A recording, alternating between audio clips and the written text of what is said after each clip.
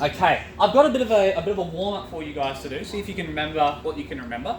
Obviously, waves was a little while ago. This is one of the equations relating to a standing wave. We've got the length of your pipe, that's your L, is equal to n lambda over t. T over 2. What is lambda? Who can remember? Wavelength. Your wavelength. And what's the unit for that? No, it's meters. All right, wavelength. It's a length. It's meters. Okay. What is n? Number of what? No, kind of, but not technically. Yeah, okay, what harmonic number are we looking at? What harmonic number? So if I had a standing wave, and I had one complete wave being generated. So let's say this is my pipe, da-di-da-di-da, and I'm blowing into it, so let's say that there's my lips and I'm a loud talker, yay, and I create a wave and it comes down this way, and then it comes back. I've made one complete wave. All right, we're thinking back to standing waves. This is inside of my pipe. Do we agree that's a complete wave? It goes up and then it goes down and then it comes back to the same spot? Yeah, I'll do it again. It goes up, goes down, and comes back to the same spot. What would my harmonic number be here? 1. You've got one complete wave, all right? Another way you can kind of easily identify it is the number of antinodes. That's up here, the number of antinodes. Okay, now that's not too important. It's just to kind of give you a recap because it's probably been a little while since you've done that. The actual warm-up that I want you to do is rearrange the following equation, L is equal to n lambda over 2, in terms of L and T. T is the period. So I'm going to give you guys a moment to do that. Have a look at your formula sheets. I understand Mr. Irwin would have given it to you probably last week. Alright, maybe a week before, I don't know. L and T. There's clearly no T in this equation, so you might need another formula. What does T even represent? The period. Excellent. Alright, so there must be some kind of other equation that has something to do with this, maybe L, lambda, n, or 2, and a period. Now, by the way, this is not even preparation for the exam yet. We haven't even started. We're just seeing if you guys can utilize the skills that you'll need for that question. I'm not going to lie to you, this is a tricky question. It is hard. I just had my year 12s do it, last week. I think only 2 got the full marks of this question.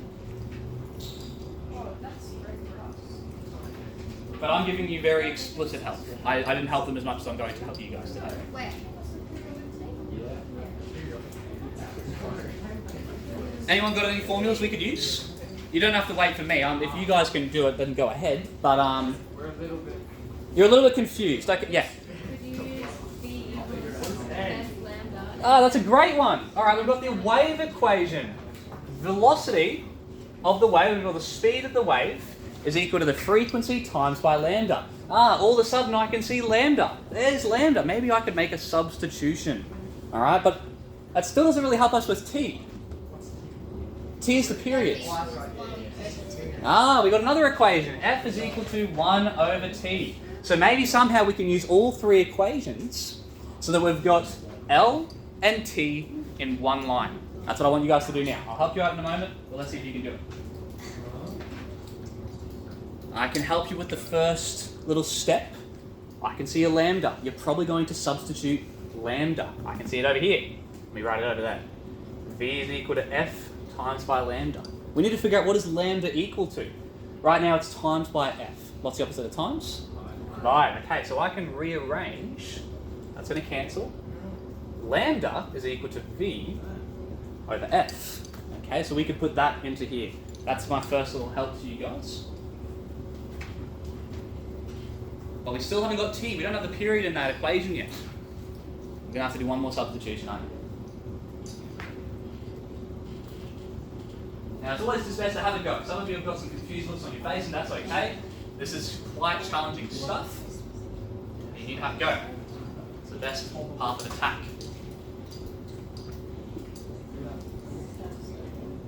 I think I wrote on there. Yeah. Makes it look a bit easier.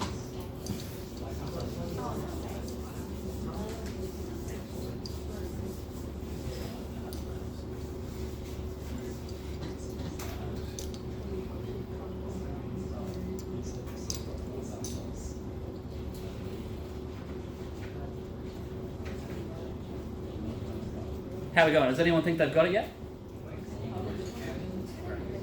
I'll come have a look. I'm sorry. So lost? Yeah. Okay, I'll do it for you guys. Yeah. Alright. Let's do it for everyone. Fake it till you make it. Hey, fake it till you make it. That's exactly right. That's what that's being a master is all about. Not actually knowing what you're doing and just hoping no one realizes. Yeah, exactly. Alright, so we rearrange this one. I'll quickly do it again. I know that I need to get lambda by itself, okay, because I want to substitute that. I don't want it to be there anymore. I'm trying to get t into this equation instead. So we already just figured out that f is equal to, no, sorry, not f, lambda is equal to v over f. We all agree? Yeah. Okay, I'm going to substitute this into my equation. I'm not changing L, L's still there. I'm not going to change N, still there. I'm not even going to change 2, still there.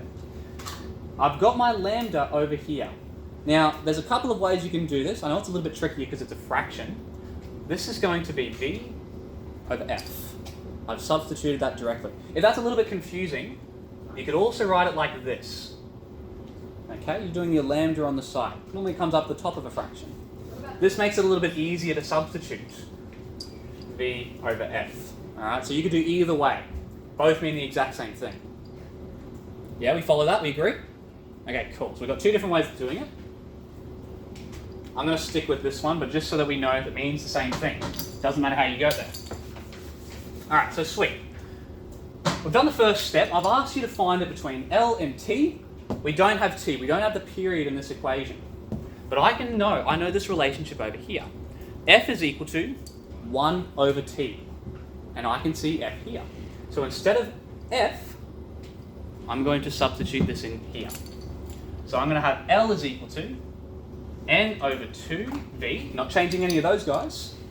F is all that I'm going to change. What's going to happen there? Is the T going to stay down the bottom or is it going to come up to the top? Really? If it's 1 over T? It's 1 over T. 1 over T looks pretty gross.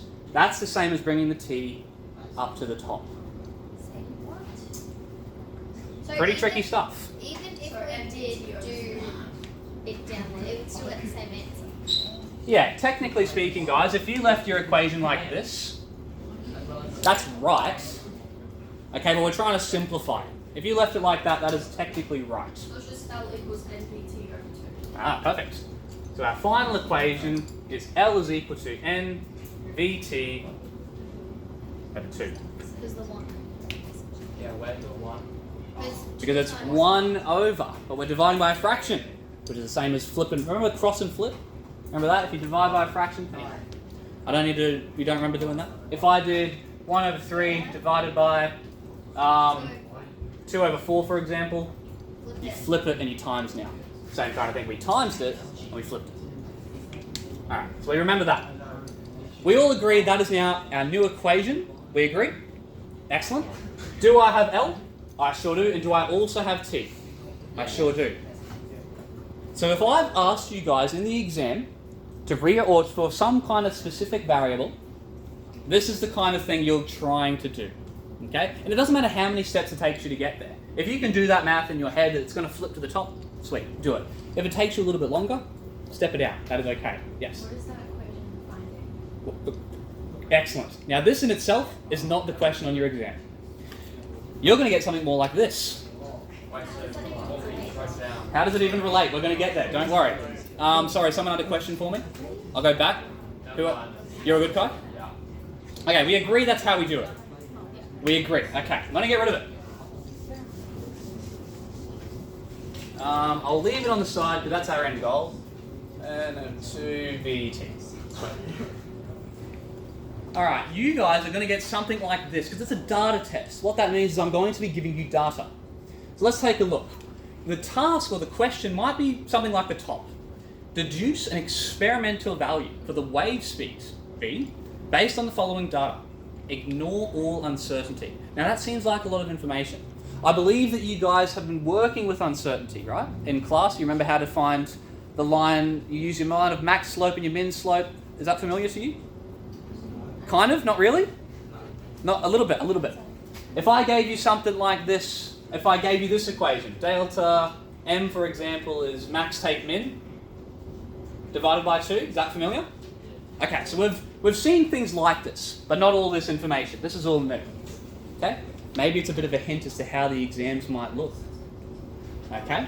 But we're not asked to find the mathematical relationship right now. We're asked to find an experimental value. Now, this is really important because we've just found a relationship here. Okay? I'm asked to find the wave speed v. And that's what I've got right there. We know we're probably going to have to use this equation. But if we take a look at this, because again it's a data test, we're actually going to need to read and interpret what this graph is telling us. If I have a look at my dependent variable, what variable do I have? Hey? No. Is that an Oh, that's my units. Units are in brackets. Oh, length. Length. What variable do we use for length? Hey? What variable? Not unit. Variable. The variable is the letter. L. L is the variable. So I've got that L, the dependent variable, the y-axis is your dependent variable, is dependent. What do we have here? Period. What's the variable for period? T. T. Ah, interesting. We've got that L is dependent on T.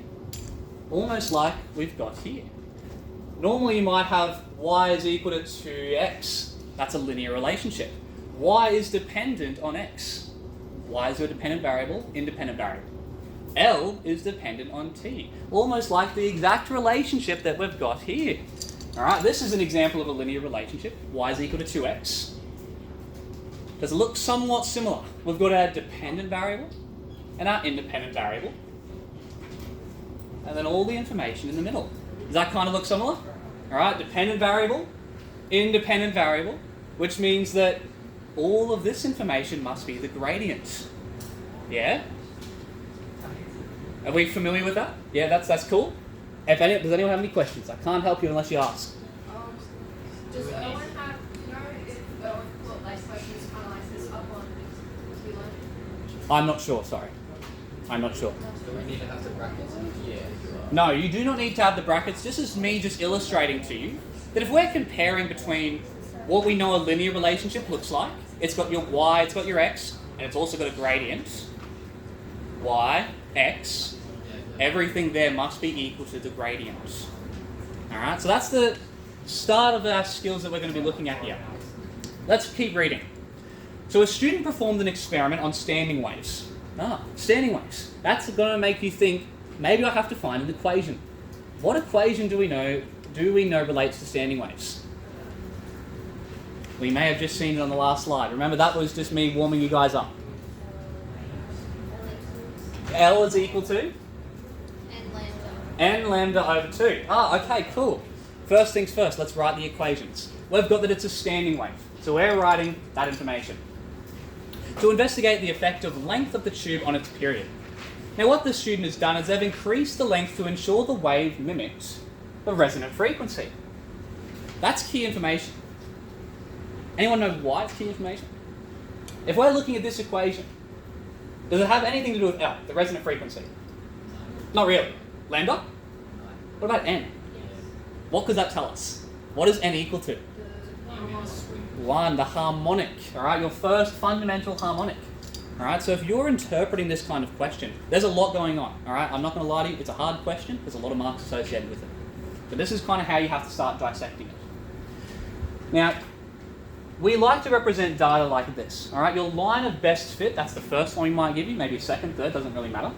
But your max slope and your minimum slope, that's to help you find the uncertainty. Have we been given an instruction to find the uncertainty? What have we been told regarding uncertainty? Ignore it. Are we going to use the maximum and minimum slope? No. Max and min are only to help you find uncertainty. So if we're ignoring it, forget about it. We do not need them for this question, okay? Clear? Alright. Now this is asking for a lot of information, that much is clear. We haven't even started solving yet. So I think let's get straight into it. I have copied over that information. Let's start doing it. I'm going to rub this off what I've underlined. Okay. And we don't need that, but I'm going to leave that there. That's a key idea for later. Okay. For this kind of question, we were asked to find v, the wave speed. We don't know what that is. We want to figure it out. Now, you guys are given this information here, and you're also told that it's a standing wave. So the first thing you're going to be writing down is what? The equation, okay? Do we need the line of max slope or min slope? No, we are ignoring uncertainty, so we're just going to get rid of them right away. Thanks, guys. Okay, we don't know v. We also found out that n was equal to 1. Okay, definitely worth writing down. Step 1 for these types of questions is always write down what you have. Step 2, kind of write the equation. Now for this one, we have 2 equations. We're not just substituting in variables or numbers into an equation that I give you. We have got an experimental value. We've done an experiment. This right here, your line of best fit, this represents the experiment. So let's write that down as well. Y is equal to 1936x plus 1025. Okay, that is my relevant equations. All right, we know this is important. It's a standing wave. This guy right here. Write down the relevant equations. That's the first part we're going to do. The next thing we have to do, thanks guys, is we need to get this guy looking like this. All right, right now, it doesn't really look the same. All right, there's different things going on. We also need to be able to interpret this. What is my y-axis representing here on my graph? The length. So instead of writing y, I'm going to turn that into length. All right, I want to start making these guys look like each other. These are my relevant equations. The one that I know it's meant to look like, and my experimental relationship. All right, I'm going to start changing it so that they look more similar. All right, what is x represented by? The period, so t. Okay, plus 1025. Yeah, we all good? Okay. All right, so it's starting to look a little bit more similar. We've got my L and T in there, but this guy doesn't have T. So what are we going to do? We have to rearrange, just like we did as our warm-up, okay? So I'm going to leave it for you guys. Let's see in 2 minutes. Can you make this equation look like how we had it up here? I know we just did it. See if you can do it without looking at your notes. Come on, go for it. Starting with this, because that's what I give you in your formula sheet. Make it look like L and T. You have to get T into the relationship, because that's what the experiment had, L and T. So that's what we need to be in here. So let's go 1 or 2 minutes, see if you can do the exact same thing we just did. Do we need to show the process? Show the process. What did you substitute? Where did it come from? My brain. It's hard stuff. I'm not going to lie to you. It's hard stuff. Oh, yeah. I'm already losing my voice from talking to you.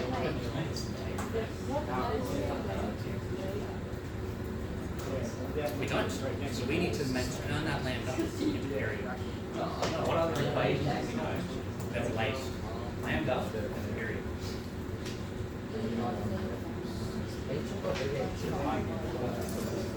I'm going to see if you need to. Looking at waves. Is lambda there?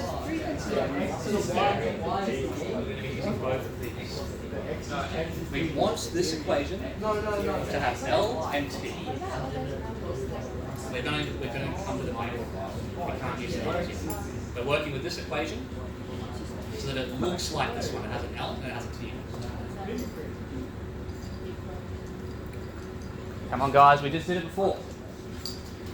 Just did it before. What we've done is we've read our equation right here, the experimental data. It's got an L and a T in it. We can see that. We need this guy to have an L and a T in it. Right now it's got an L, but there's no T. You have to bring it into the equation. I can help you out. V is equal to lambda F.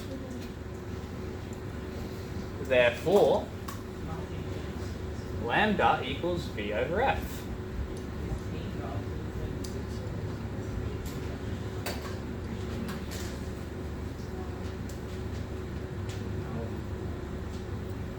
Okay. When I do my little arrow, this is me substituting in, okay? So this becomes this line, and this means therefore, if anyone's not familiar with that notation.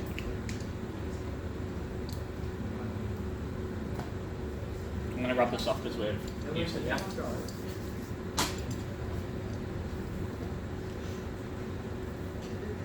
Alright, but again, We want it to look like L and T. Do we have a T in here?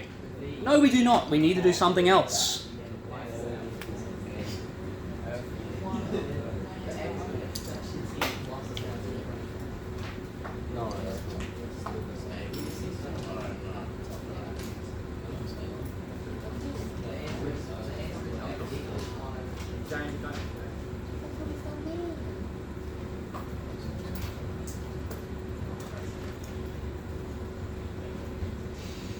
All right, how we going, guys? We got it? Not yet? It's always best to try. Start writing. Right. Yeah, right. Get to it.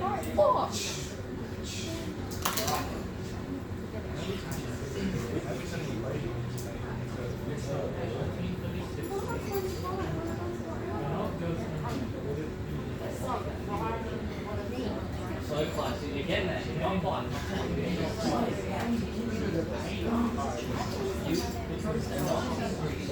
What do you call that? Why you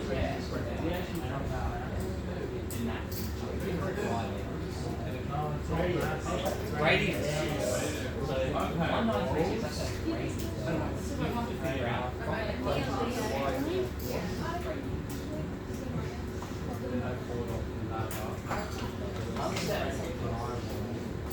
I'll go do it first.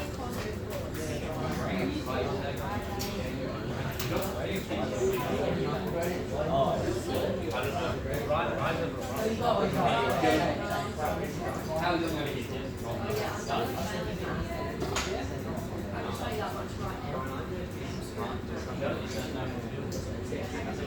You've done it. You've done one of the hardest things. Next step is actually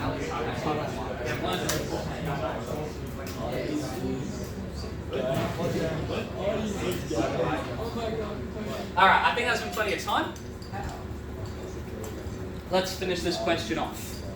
I know that looking at my experimental data, I'm meant to have an L and a T in my equation. Right now I've got my L, don't have T. But I also know this one. I can even put some little buts in here. But that equals that, and but this equals this. Just to communicate my work a little bit. Okay, so therefore, thanks guys. L is equal to NV over 2, haven't changed any of that stuff. But that F is going to become 1 over T, which is the exact same as saying L is equal to NV over 2 T. Do we have to show steps? No. You can go to here. This is fine. Now some of you, can I get hands up if you said this instead? Yeah. Okay? This is perfectly fine, mathematically speaking. But there's a reason that I've separated it and put it on the side. Why? Great question. If we have, thinking back to math, normally you get in a question like this. Y is equal to 3x. And we know this is your linear relationship, okay? You might also see it like this. Maybe 2 over 7x. What is 2 over 7 representing? We got y's are dependent. What's next to the dependent variable?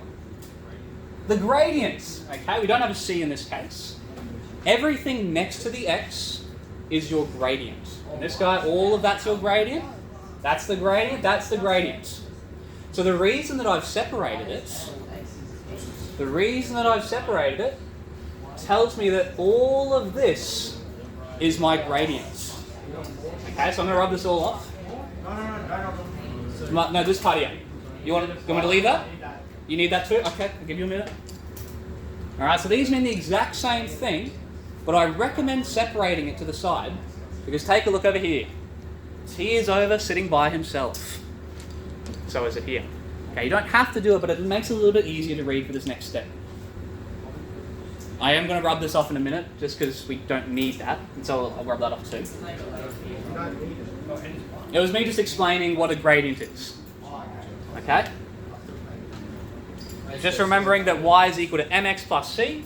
Anything next to the x is your gradient. In this case, it's 2 over 7. In this case, it's 3. I could make it 13 times by 2 divided by 5. As long as it's all next to your x, it's the gradient. Yes?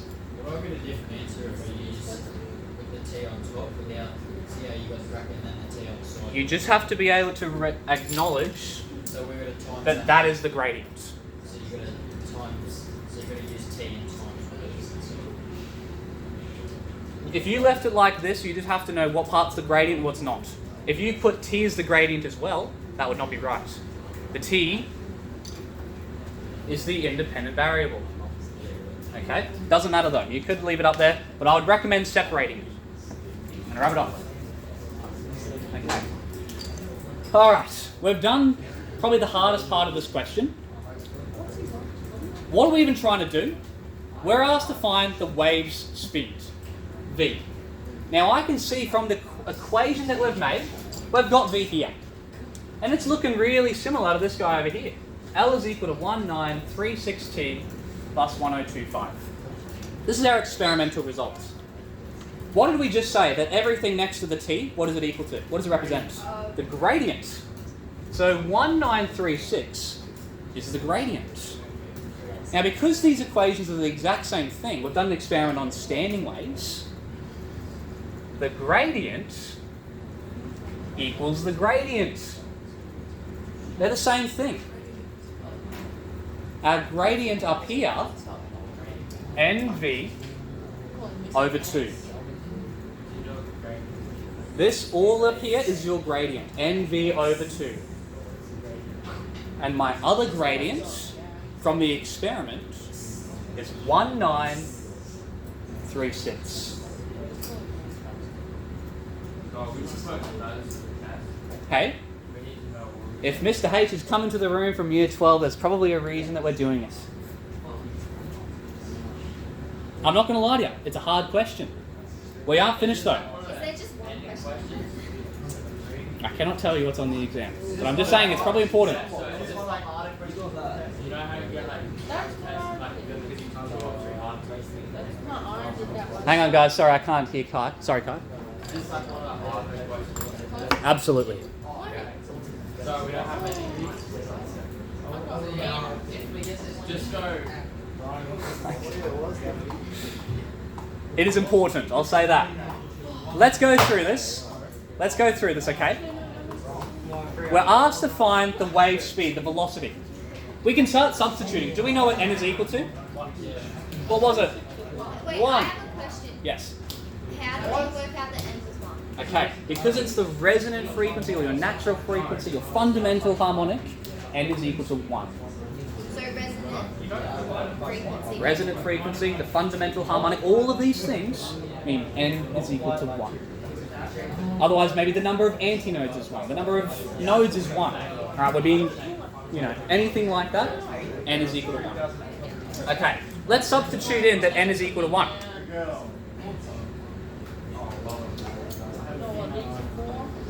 Okay, anything times by 1 is the same thing, right? So we've got v over 2 equals 1936. So for the very last step, the velocity of the wave, it's currently being divided by 2. What's the opposite of divide? Times. So the velocity of the wave is 1936 times by 2. And there we have it.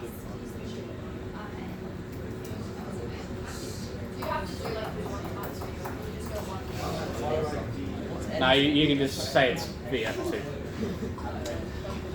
What's the answer? Can someone give it to me? Should be around 4,000. 3,872. Have I forgotten anything? Units, meters per second. Excellent. Mic drop.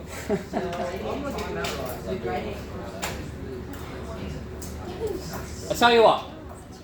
Now that we've broken it down, let me show you the real kind of skills that you're doing here.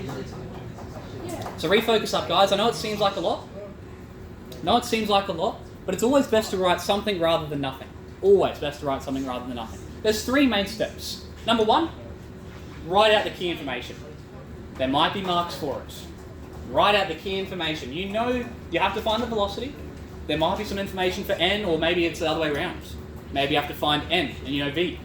Alright? There's going to be some kind of information you're given. You're going to have some relevant equations, aren't you? Alright? You're probably going to have data that looks like this. Okay? You need to know, what does y and x mean? You have to be able to read the graph and say, well, y is the length. All right, just like we said here. Instead of saying y is the length, or etc., etc. Okay, so that's step 1. And then mark marks for just writing out that. Step 2, we rearrange the equation. And there's a bit of work involved in that, but that was step 2. Step 3, we identified that the gradient was equal. We compared the gradient directly, and we used that to find the unknown. Okay, it might be speed, it might be something else. Maybe what if I instead had given you an equation between L and F? All right, this, you would probably stop here. L and F. All right, the skill is very similar. Okay, very similar. Write the equations, what I give you. Rearrange it to see what do we have. Are you doing between L and F or L and period, L and something? Rearrange the equation. Okay, substitute in. All right, I've been teaching for half an hour now.